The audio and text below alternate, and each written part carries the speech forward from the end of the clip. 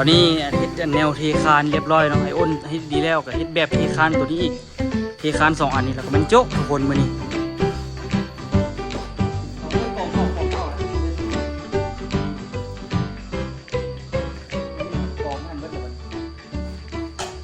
คนสบายดีตอนสวยเนาะสืบเนื่องจากคลิปก่อนหน้านี้เนาะเรากำลังประกอบแบบแล้วเนาะเดี๋ยวสิไปเกี่ยมเทคานเลยทุกคนก็แบบเทคานเรียบร้อยแล้วนะทุกคนเนาะ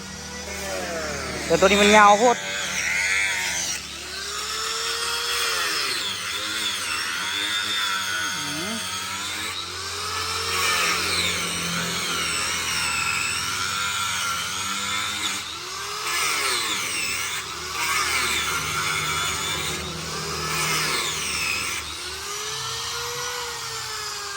ควันออกง่อยๆ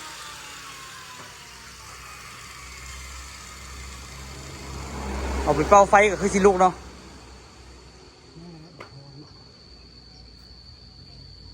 ตอบอยู่ปะบ่ฮัก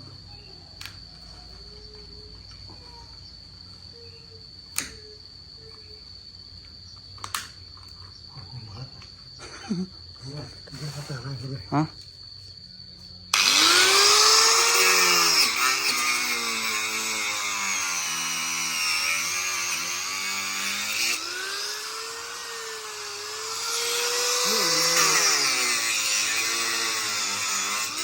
ไม่แปลกไม่แปลกเลยเขาลื่นมาแล้วมันลื่นมาบัดก้อมันก็ได้ อ๋อเรียบร้อยแล้วเราไปเนาะเทคานได้เลยแบบสมบูรณ์แบบเนาะมีแต่ผสมปูนดีๆแล้วก็ใส่แล้วก็เรียบร้อยเนาะสบายตอนนี้เฮ็ดแนวเทคานเรียบร้อยเนาะไอ้อ้นเฮ็ดดีแล้วก็เฮ็ดแบบเทคานตัวนี้อีกเทคาน2 อันนี้แล้วก็มันโจ๊ะทุกคนมื้อนี้เพราะว่าต้องได้ท่ามันแข็งเนาะมันแข่งกับมืออื่นพูดแล้วทุกคนเนาะมันจึงสีแข่งแต่ว่ามือแรงปดก็ได้แต่ว่ามืออื่นดีกว่า ยังไงก็เฮ็ดไปกระเทินละมีแต่เฮ็ดอันนี้แล้วก็ได้โจ๊ะแล้วนี่โมมีเวียกก็ได้นี่เฮ็ดนี่แล้วบางทีสิไปเฮ็ดเว้าเวียกว่าล่ะอั้งไปสิไปซอกเบิ่งทรายน้ำของแล้วก็สิไปเฮ็ดแนวกั้นปลาดุกบางทีก็บ่เฮ็ดขี้ข้านแล้วก็บ่เฮ็ด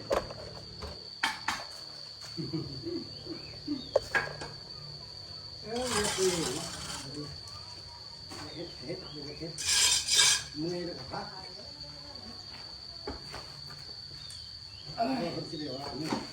มือก็พักนักครับ ว่าอยู่สาวที่เบิด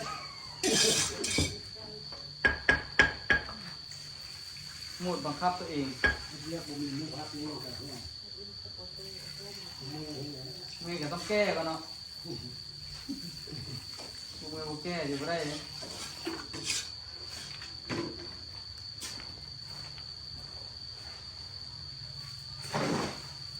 มาเลาะซีอยู่บนเก่าระยะออกไม่ได้หนักมันก็เลย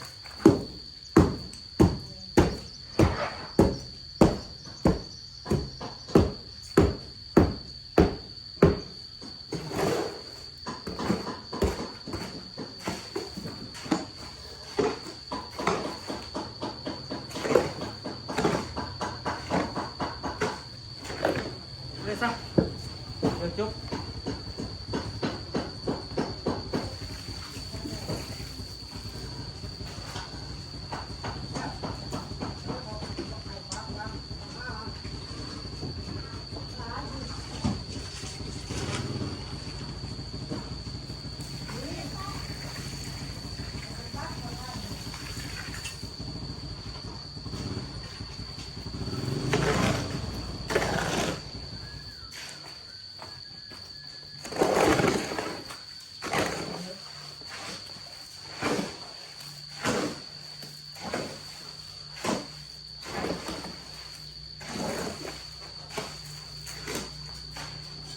มาผสมเนาะ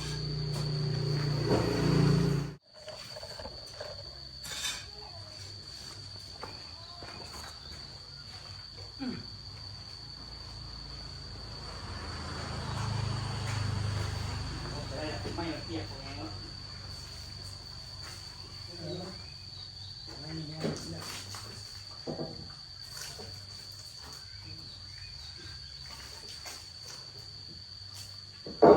คานเทคานแล้วกระโถย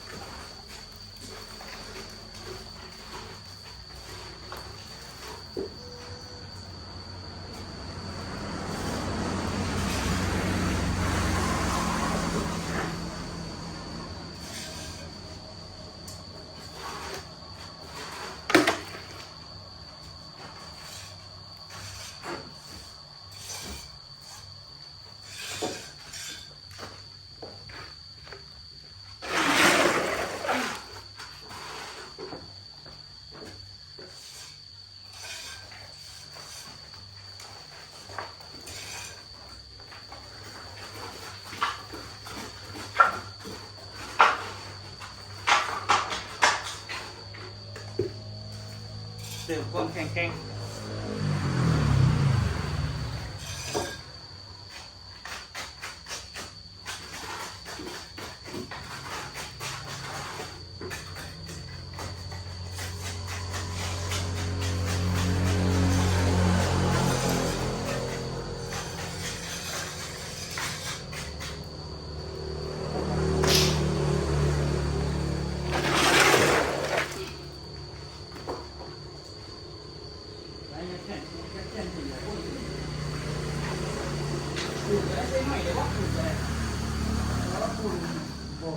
แล้วก็เดี๋ยวก็ปูนซีกด้วย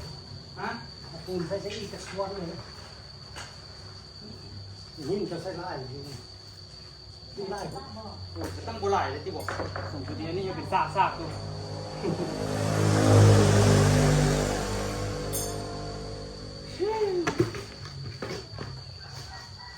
แต่ว่าโลนึงเราค่อยเอาก็คือต่อว่ามันจะมีได้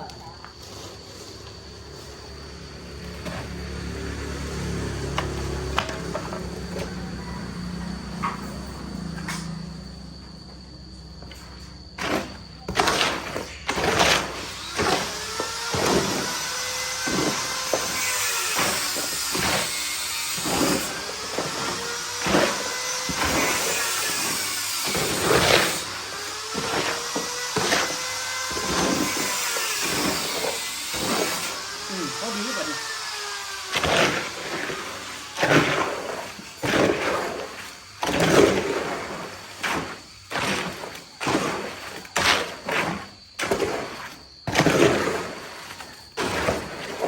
ว่าเขาดีใช้ปูนละ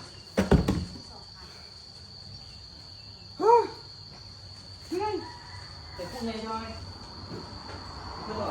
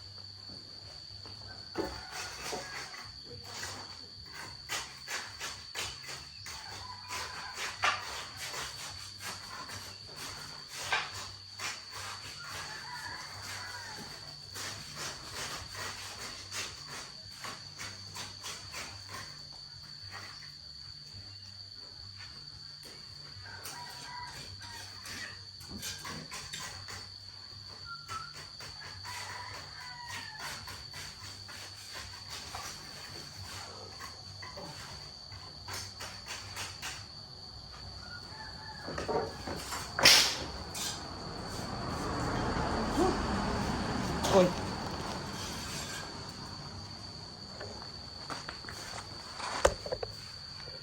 เวลามือจะได้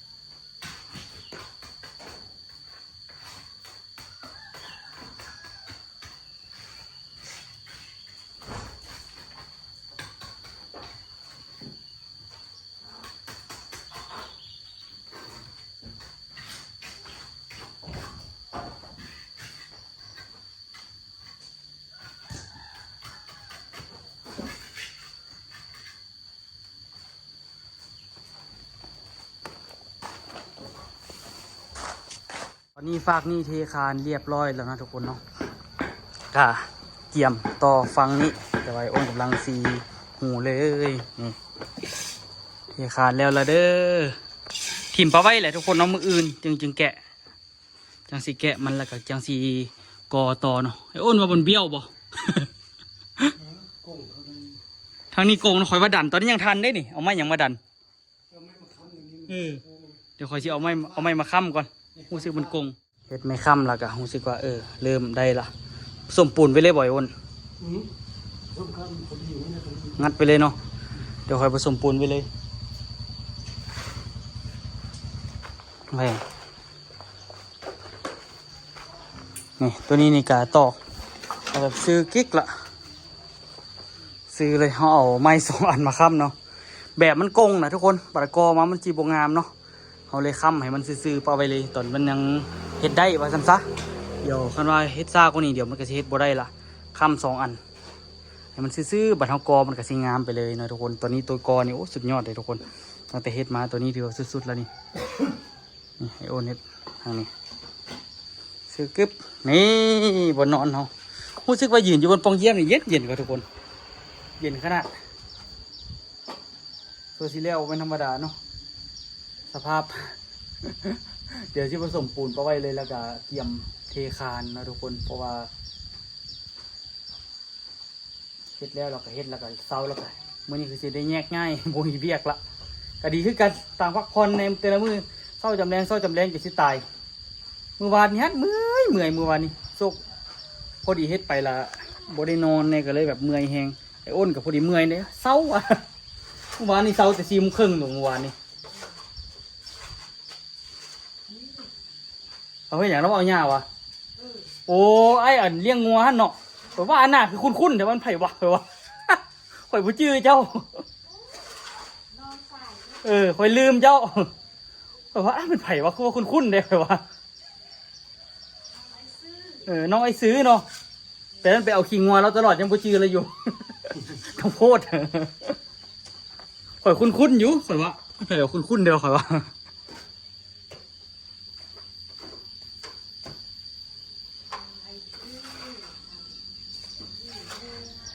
หญ้ากำลังงามเลยเนาะเอาเป็นเบิดตัวแล้วมันจึงปงใหม่ยามฝน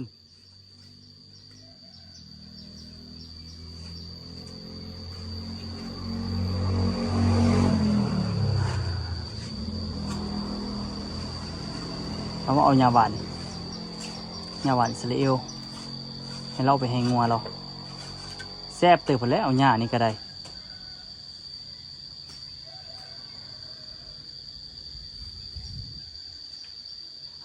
ากาศเย็นสบาย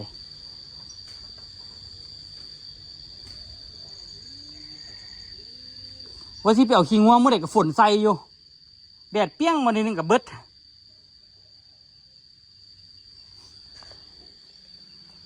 เดี๋ยวเอามาเดี๋ยวตัวซิผสมปูนไว้ท่าให้โอนก่อนมันแล้วไปที่เฝ้าผสมปูนก่อน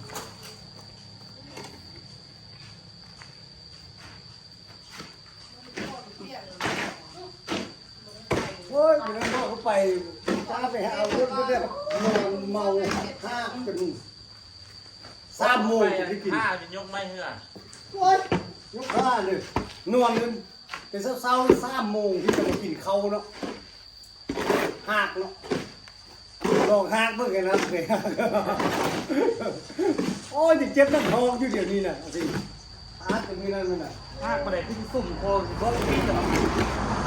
สุ่มน้ำขมแล้วเนาะนั่งบีบออกนะ ดับสูตรปริญญาโทของพันเอ็มไปเลยนะ ไม่เอาที่อัน เอาอันรถเจที่แก้ปูนมานะชุดนี้ยกขึ้นมาเลยแต่ว่ามันยาก ไปยืนหัวสะพานเนี่ยทีมาแล้วที่ท่าอันนี้ที่ที่ดนเนาะที่มาซีนี่เราก็เลี้ยวไปเข้าอยู่ปะวะเข้าอยู่เนาะในเรื่องนี้เนาะ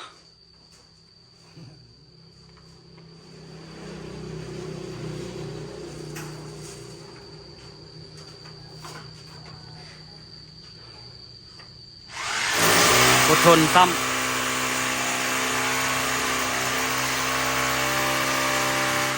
เกียมเทคานตัวนี้เราจะโจ๊ะแล้วมึงนี่ซ้ำมึงนี่มึงนี่เป็นมือซ้ำปกตินี่ขั้นว่าบ่ได้อย่างเท่ากับแมนบอเฮ็ดเท่าเนาะแต่ว่านี่ดูสวยกว่า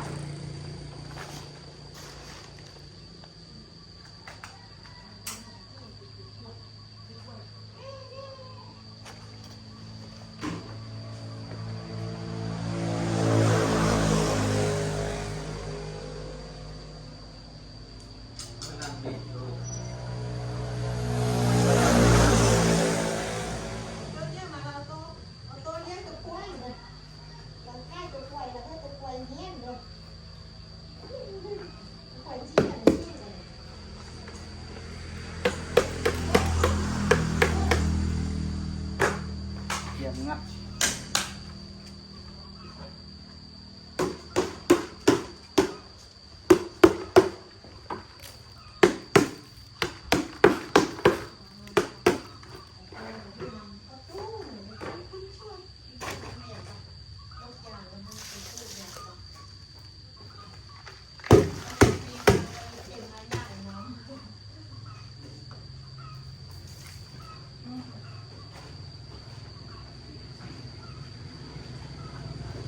บ่ใช่ที่ทำเนาะมีเกียมเนาะ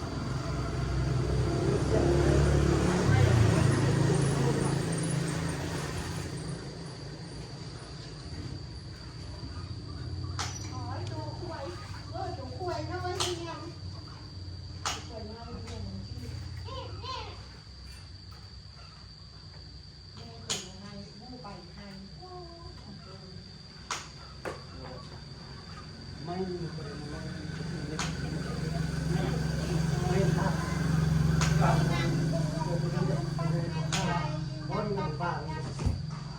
แค่จะจับได้ตีนชั่วโมง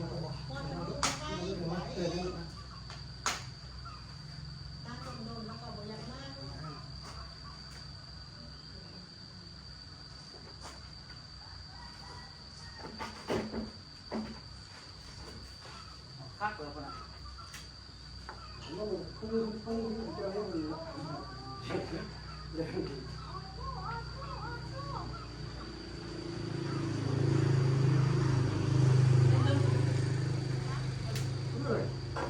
เกียมงัดละไป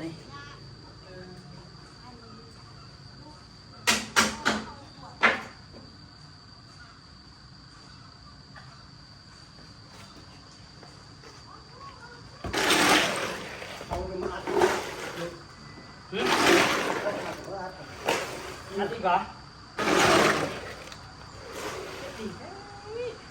มันต้องจะเอาผมอัพด้วย เลือกก็ต้องนี่แหละ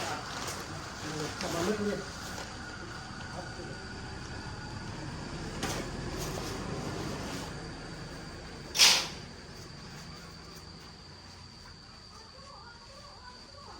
กองใหญ่ก่อน นี่เลย โอ้หมองนี่ดีเนาะลืมเนาะเทกันบ่เทละอัดพร้อมบ่ เดี๋ยวให้กินใหม่ ลืมบ่ไม่บ่ฮอดเนาะนี่เอานี่ได้ซุปน้ำหนักเอาตัวนี้น่ะซุปน้ำหนัก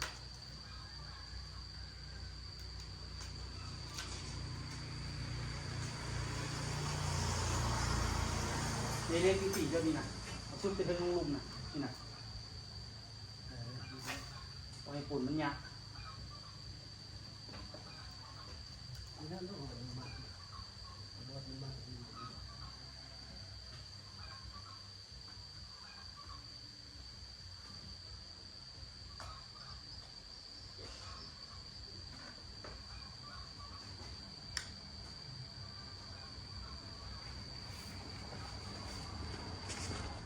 เอาละบ่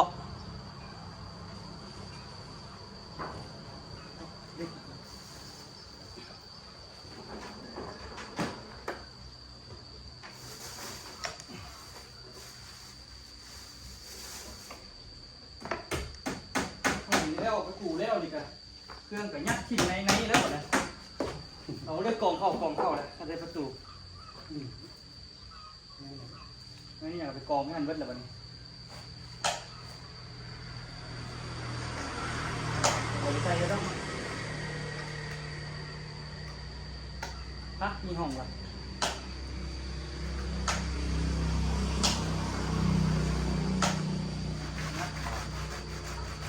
ตักเลยนะปูนนะ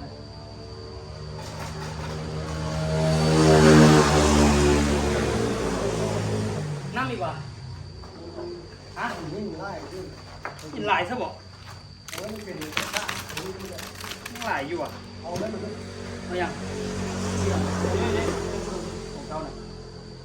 เอาน้ำอีกบ่ซะน่ะใส่บ่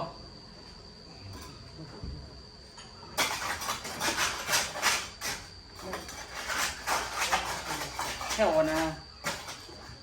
แถวไทยๆนี่มีแต่ปูนมันแบบตักแถวไทย เออมันอันนี้มันอยู่นี่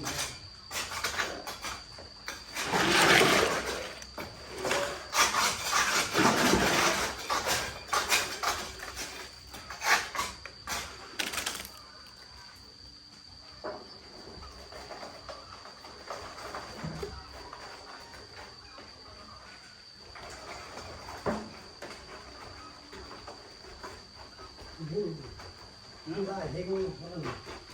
เป็นชาติอะไร ๆไปนั่นทรายอ่ะนะ8 ส่วนหินมีแต่6 ส่วนหนึงปะนั้น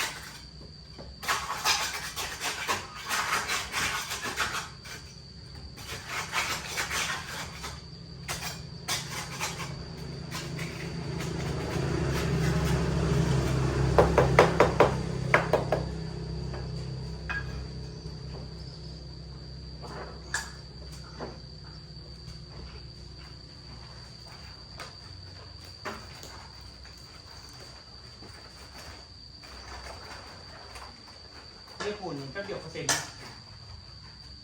น้อย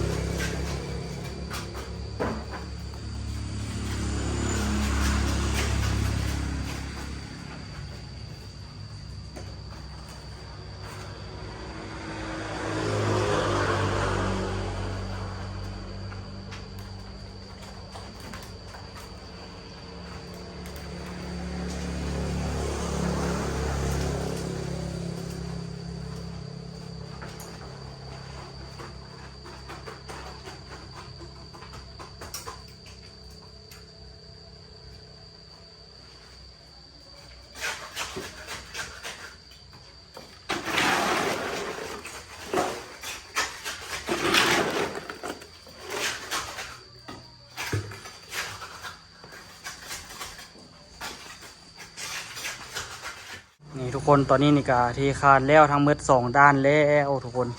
กะเฮ็ดมาเนาะไอ้อ้นก็เลยเวลาให้ก็เลยแถมน้ำให้เราหนึ่งปกติประมาณ12 โมงตรงเนาะเราเมื่อแต่ว่ามื้อนี้ได้เกือบ12 โมง 40ประมาณนี้เทคานเรียบร้อยแล้วเด้อนี่งามเลยเฮ็ดแบบได้บอกงามอันนี้คือสิเป็นคานที่ละเอียดล่ะ ที่ละเอียดที่สุดที่ได้เฮ็ดมาละตัวนั้นก็ดีขึ้นกันเนาะตัวนี้สีคือสีขี้ไล่ที่สุดเนาะตัวเฮ็ดเองครั้งแรก แต่ว่ามื้อนี้นี่โจ้แล้วทุกคนบ่ได้เฮ็ดเวียกเพิ่มแล้วเนื่องจากว่าเฮาเทคานแล้วเฮาก็บ่มีเวียกเฮ็ดเนาะมันคันสิก่อก็ก่อบ่ได้เพราะว่าต้องได้ท่าปูนแห้งหั่นนะมื้อนี้ได้โจ้ฮะปูนเหลือ2 คู่ทุกคนพอจอยเสียบไปเฮ็ดจังหูบ่รู้คือกัน เดี๋ยวตัวสิปูฮู้ซิอย่างบางทีสิเจาะแล้วก็สิซื้อท่อซื้อหยังมาใส่น้ำข้างในหั่นไว้เพื่อสิได้เปิดน้ำใส่บางทีดอกบางทีก็บ่ใส่เท่าดอกมีหลายแนวอยู่ทุกคนที่จะต้องเฮ็ดเนาะช่วงนี้นี่ก็ได้ไปเบิ่งทางในนิดนึงฟืดโอ้ยอันนี้นี่ในห้องเขาก็ประมาณนี้เด้อมื้อนี้เตียงก็สิเป็นประมาณนี้บนอยู่เนาะบนอยู่บนนอนเลื่อยๆทุกคนเนาะบ่ต้องการห้องใหญ่หลายดอกเพราะว่าบนซักเครื่องซักฟอร์มอย่างเขาก็ยืลุมพุ่นเขาก็เอาไปซักยืลุมพุ่นเอาเนาะบนนี้ก็เป็นบนนอนแล้วก็ขีดนี่ก็สิไปตู้เสื้อผ้ากับประมาณนี้แล้วก็ห้องน้ำอยู่นี่พอละบ่ต้องการใหญ่หิงดอกทุกคนสำหรับตัวดอกเนาะเอาพอได้หลับได้นอนสบายพออันนั้นแหละก็พอแล้วเนาะไม่ต้องได้มีอย่างนักหนาหรอกตอนนี้ก็คือจบละมีบนอยู่บนนอนเรียบร้อยละมันก็ว่าห้องมันน้อยโพดเนาะแต่สำหรับตัวนี้มันพอดีละนะไม่ต้องไงไม่ต้องเวอร์เกินไปเตียงก็สิตกอยู่เตียงนี้อาจจะเอาเข้าแจได้แจหนึ่งเนาะอาจจะเข้าเอาจำฟ้านี้หรืออาจจะเอาเข้าจำฟ้านี้อันนี้ก็ยังบ่มั่นใจเธอทุกคนเนาะแล้วก็ก้าวให้มีทางยางไหนจะจำฟังนี้หลายกว่าจำฟังห้องน้ำแล้วก็มีทางยางอยู่นิดนึงเนาะพอเอาขาลงซื่อๆดอกมันก็บ่ได้อีหยังเฮงเนาะถามว่ายุ่งยากเฮงบ่ก็ธรรมดาเนาะทุกคนบ่เป็นปัญหากับชีวิตปานใดดอก ทุกคนเนาะมื้อนี้นี่ก็โจเวียกซำนี้แหละเอาเป็นว่าเป็นไผที่มาคลิปนี้อย่าลืมฝากกดไลค์กดติดตาม2 ตัวเยอะ2 เราพาราเด้อสำหรับคลิปนี้บ๊ายบายทุกคนสบายดีเด้อ